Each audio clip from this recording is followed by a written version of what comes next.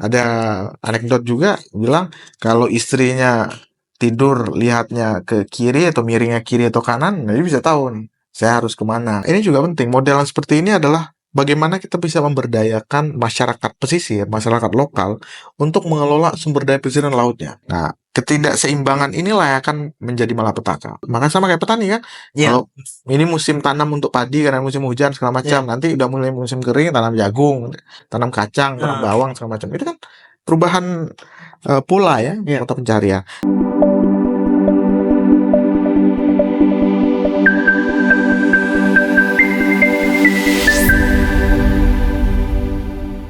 Halo guys, welcome back to podcast Symbiosis Indonesia. Grow together, sustain forever. Masih bersama Bang Genta dari tenaga ahli Kementerian Koordinator Bidang Pangan Republik Indonesia. Nah, Sobat Hijau, ada sekitar 16 juta jiwa atau 5% dari total penduduk Indonesia. Ada juga wilayah pesisir ini mencakup sekitar kurang lebih 8 ribuan desa yang tersebar di seluruh wilayah di Indonesia. Artinya banyak sekali nih komunitas masyarakat pesisir yang menggantungkan hidupnya dari pesisir dan laut. Nah, Bang Genta, dari background peneliti Pusat Kajian Sumber Daya Pesisir dan Laut di IPB, kemudian sekarang juga menjabat sebagai tenaga ahli di Kemenko Pangan. Apa sih riset terbaru atau mungkin ada perkembangan teknologi baru untuk menyelamatkan nih komunitas pesisir, masyarakat pesisir, terutama soal ketahanan pangan mereka? Ya, baik. Jadi kalau saat ini ada banyak ya di Indonesia sekarang untuk pengembangan model-model pembangunan Oke. pesisir ya. Jadi model-model itu ada banyak sekali. Ada Integrated Coastal Management (ICM) gitu ya. Ada Community Based Coastal Resource Management. Ada banyak model-model yang bisa dikembangkan di daerah apa namanya untuk pembangunan pesisir yang mungkin bisa menjadi contoh apa namanya praktik baik juga. Iya. Pertama kenapa? Untuk apa namanya misalnya seperti integrated coastal management ya. Ini adalah untuk mengintegrasikan apa kebijakan tata ruang di darat dan di laut sehingga bisa lebih smooth begitu. Kemudian ini juga melibatkan pemangku kepentingan baik secara lokal ya untuk aktif dalam perencanaan dan pelaksanaan. Tujuannya apa? Tujuannya adalah untuk memberdayakan masyarakat pesisir. Tujuannya adalah untuk melindungi wilayah pesisir. Tujuannya adalah ya tadi untuk sustainability toh. Dan kemudian ini juga bisa nih model yang ini menyediakan buffer zone untuk ruang yang apa namanya adaptif ya terhadap ya tadi misalnya perubahan iklim, kenaikan muka air laut dan lain-lain sebagainya. Jadi pelajaran penting yang bisa diambil misalnya dari model ini adalah pentingnya koordinasi lintas sektor. Jadi pemerintah sebagai pemangku kepentingan ya, pembuat kebijakan dan kemudian dengan masyarakat, dengan lokal, NGO segala macam mereka harus koordinasi untuk di level pemerintahan dan kemudian dengan akademia dengan kampus yang itu perlu data-data ilmiah, pemetaan risiko ya untuk mendukung keputusan yang diambil oleh pemerintah nanti. Sehingga riset di kampus ya yang dilakukan oleh para expert, para peneliti ya, para pakar yang memang membidangi bidang itu nanti akan digunakan sebagai basis data untuk pengambilan kebijakan oleh pemerintah begitu. Nah, kemudian juga bagaimana community base ya untuk masyarakat pesisir ini. Pertama, ini juga penting. Modelan seperti ini adalah bagaimana kita bisa memberdayakan masyarakat pesisir, masyarakat lokal untuk mengelola sumber daya pesisir dan lautnya. Ini menjadi penting. Dan kemudian bagaimana kita juga melibatkan masyarakat itu untuk pembuatan peraturan, regulasi di daerahnya. Dan melibatkan mereka untuk pengawasan ya, baik itu patroli ya, atau bagaimana melibatkan mereka untuk restorasi dari ekosistem itu. Jadi masyarakat itu juga dilibatkan secara langsung, secara partisipatif ya. Mereka merasa bertanggung jawab bahwa ini harus dilindungi ya daerah pesisir. Jadi kepercayaan dari masyarakat kepada pemerintah, kepada pemangku kepentingan lokal ya, daerah, pusat ya, atau NGO ya. Ini jadi penting sehingga kepercayaan sosial ini menjadi apa namanya modal besar Ya. untuk ini yang baik. Kemudian kombinasi antara nilai tradisional ya dan dukungan kebijakan nasional itu juga akan menjadi efektif ketika partisipasi itu bisa dilakukan dengan baik. Jadi model-model yang seperti itu juga sudah mulai diterapkan di kita. Ada banyak sekali penerapan model ya, ICM, kemudian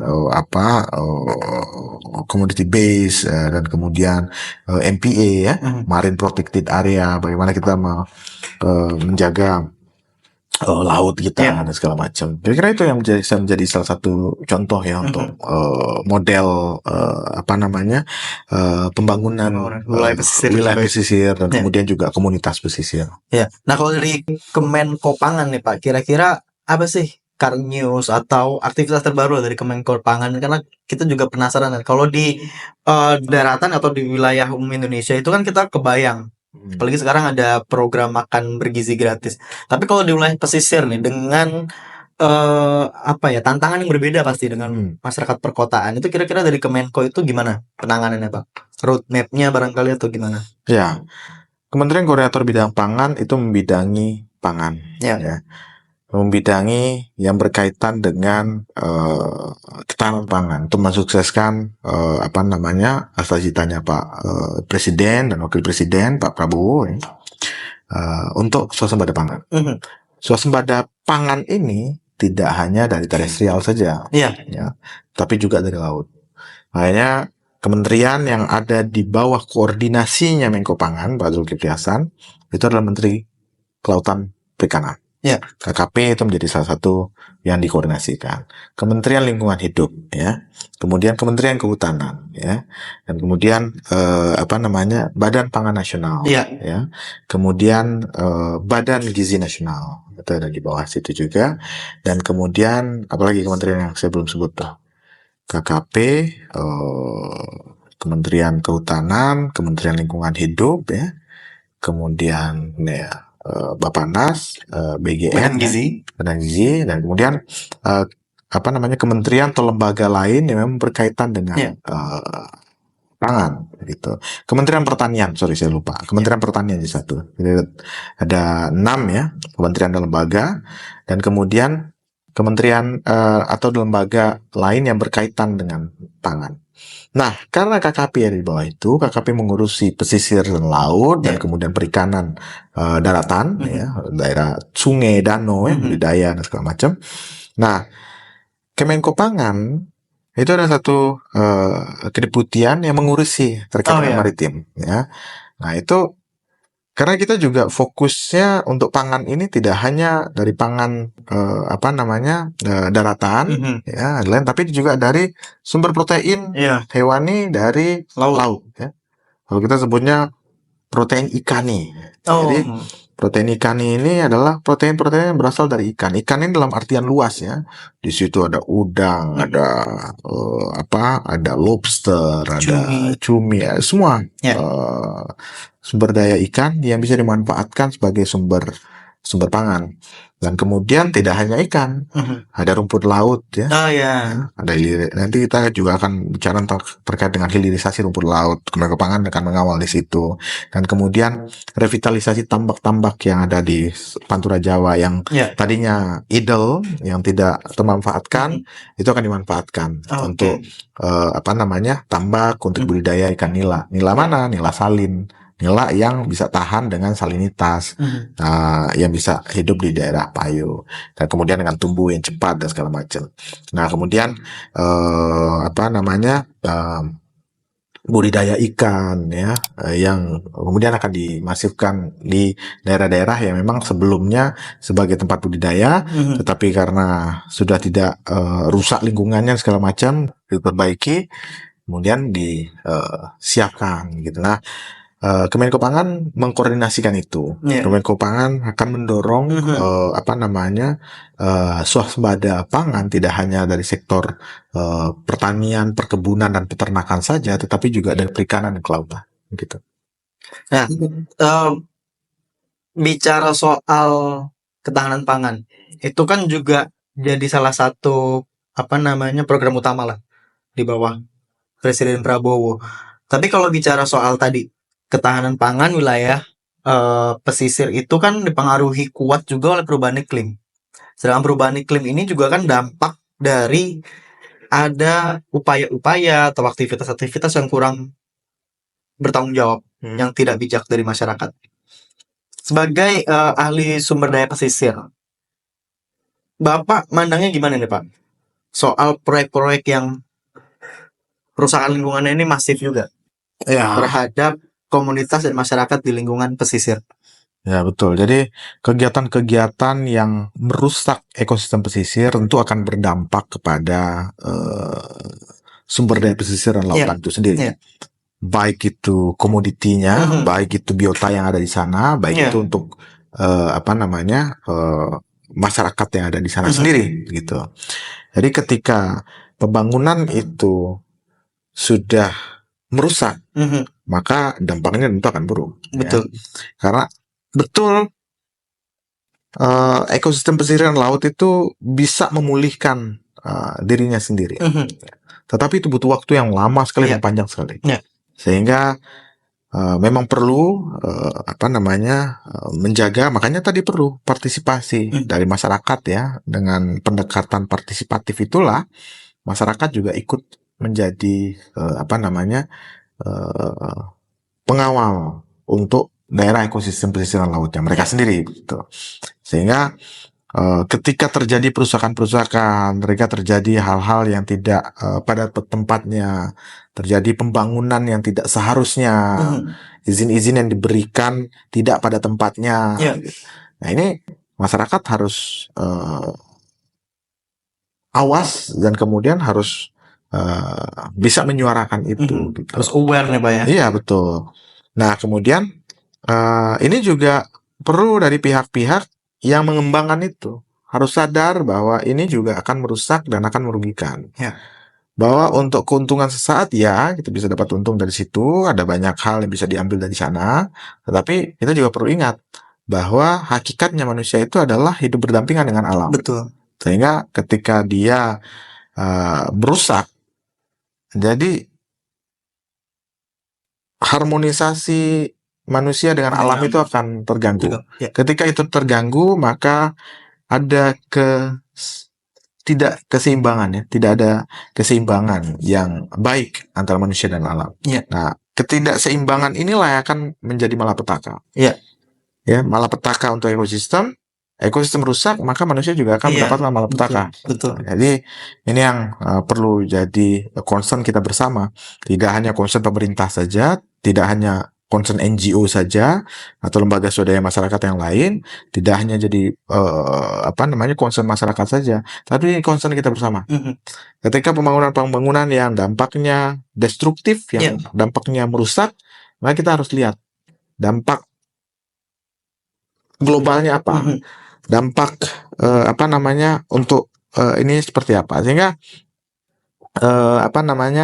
kita akan jadi lebih bijak dalam memberikan izin misalnya untuk yang bisa memberikan izin untuk melakukan usaha bagi pelaku usaha dan untuk menjaga lingkungan itu bagi si masyarakat yang memang menggantungkan hidupnya di sana. Menurut saya itu yang mungkin juga menjadi concern ya. Kalau misalnya pertanyaannya adalah bagaimana melihat yang saat ini sedang terjadi ya, masifnya pembangunan di sekitar pesisir lautan, apakah itu akan mengganggu? Ya, tentu mengganggu. Sehingga apa yang harus kita lakukan, yang perlu kita lakukan adalah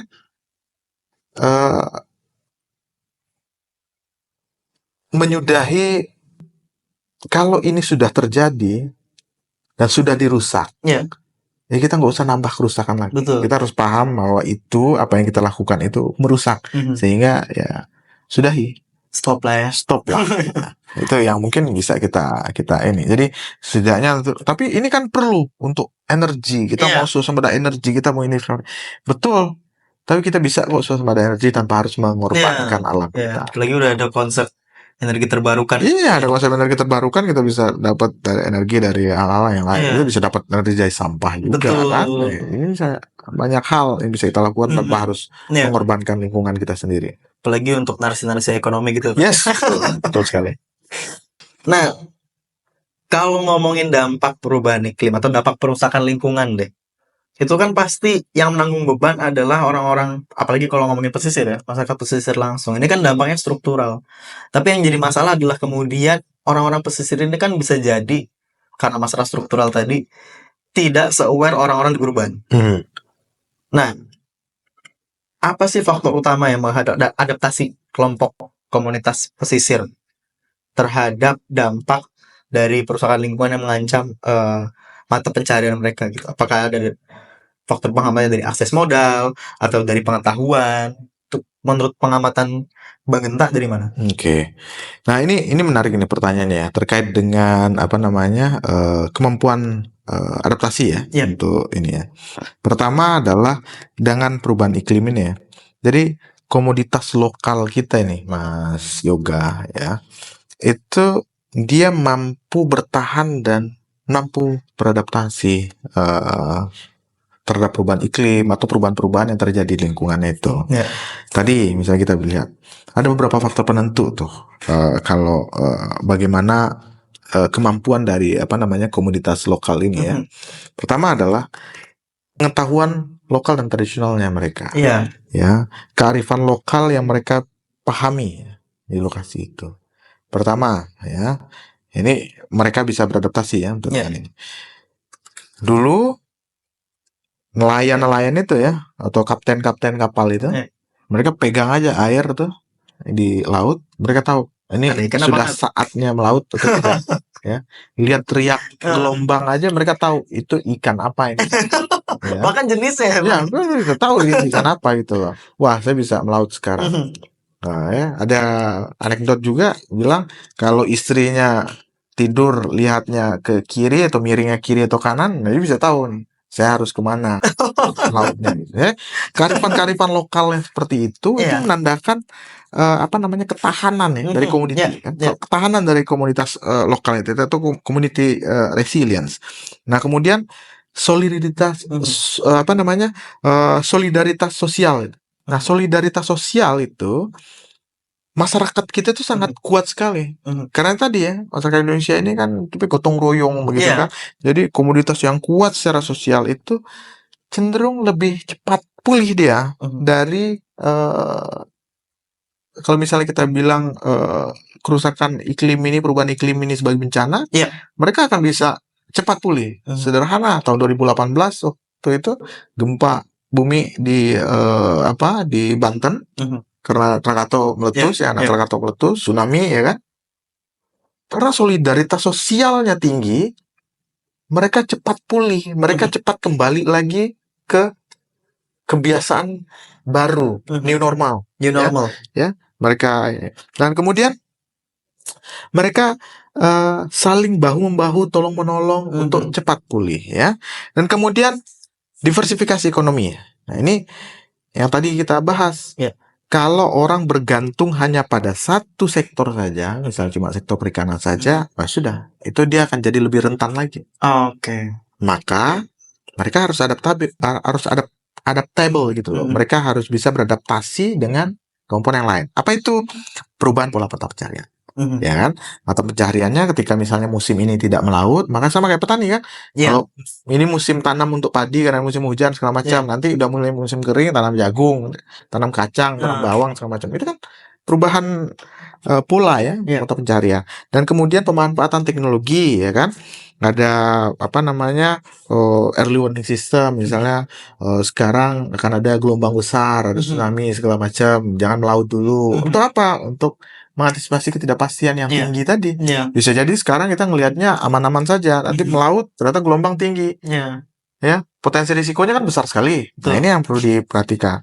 Nah, kemudian apa namanya tadi teknologi tambak, ya teknologi tambak yang ramah lingkungan, ya teknologi tambak yang mungkin juga bisa memproduksi lebih cepat untuk budidaya ikan dan segala Ya. macam dengan pakan yang minim misalnya begitu, dengan teknologi-teknologi tertentu itu juga bisa dikembangkan sehingga tidak hanya melaut tapi juga budidaya. Nah, budidaya ini pun juga yang ramah lingkungan, tidak merambah mangrove, tidak membuka lahan baru yang Ya. merusak ekosistem pesisir gitu loh. Dan kemudian pengelolaan sumber daya yang berbasis komoditas. Misalnya hutan mangrove misalnya, ini bisa dikelola bersama nih. Jadi eduwisata atau Oke. jadi ekowisata, Itu wisata. ya kan? Mangrove bisa menjadi tameng untuk daerah daratan, bisa menjadi tameng juga untuk daerah laut karena dia jadi penghalang untuk Iya. sampah dan eh, limbah-limbah yang masuk ke laut ya. Tetapi juga bisa dikelola bersama nih. Dikelola bersama ya, dimanfaatkan tidak hanya untuk itu tapi juga untuk tadi edukasi, untuk tempat wisata, Ya. bisa dapat pemasukan juga di situ ya. Nah, kemudian migrasi yang adaptif. Jadi dalam beberapa kasus ekstrim ini ya. Jadi ketika terjadi bencana-bencana tertentu, karena pasti ada daerah-daerah pesisir itu yang juga memang dia memang rentan, mungkin dia berpotensi tsunami kah, berpotensi gelombang besar dan segala macam, sehingga komunitas itu sudah punya tempat yang terelokasi secara terencana.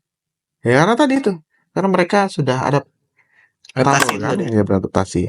Nah, tapi ada beberapa kendala nih terkait dengan hal yang tadi Mas Yoga tadi sampaikan. Pertama adalah keterbatasan akses terhadap informasi iklim. Nah, ini. Ya, ini juga jadi masalah. Tetapi saat ini BMKG sudah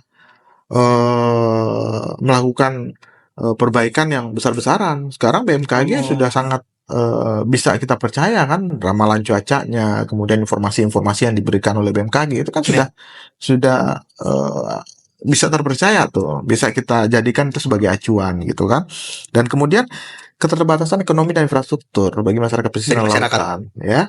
Jadi mereka menjadi sebuah penghalang tuh untuk itu. Dan kemudian ketimpangan gender dan sosial, ada banyak sekali wanita yang mungkin sudah tua ya, sudah jompo, dan di sana ketimbang mudanya, laki-lakinya. Jadi ketimpangan gender dan ketimpangan sosial ini juga bisa menjadi masalah dan kendala untuk adaptasi dan dan ketahanan di masyarakat pesisir. Dan kemudian kurangnya dukungan ke lembaga. Nah, ini makanya kenapa penting bahwa kelembagaan ya, baik pemerintah, baik dari daerah, pusat ya, provinsi ya, kabupaten kota, dan kemudian dengan NGO ya, dengan para pakar ya, dari university, akademia, itu harus berkolaborasi ya untuk tadi ya, supaya tantangan ini bisa kita jawab bersama gitu. Jadi kalau misalnya kita bicara terkait dengan ketahanan dan adaptasi masyarakat pesisir dalam konteks perubahan iklim dan ketahanan pangan gitu kan, ya ini harus kita kolaborasikan bersama-sama. Oke, itu dia Sobat Hijau. Ada poin menarik tadi soal bagaimana kemudian masyarakat pesisir ini mampu beradaptasi, yaitu stick to the value. Jadi untuk masyarakat pesisir, walaupun sudah harus menghadapi perubahan iklim, harus berkompromi lagi dengan perilaku manusia yang tidak bertanggung jawab, intinya adalah kita harus stick to the value. Guys, itu dia obrolan kita di segmen kedua ini, bahas soal bagaimana adaptasi sih dari masyarakat pesisir, apalagi ada dampak struktural tentang bagaimana kemudian mereka mampu beradaptasi dengan Bang Genta. Stay tune di podcast Symbiosis Indonesia, Grow Together, Sustain Forever.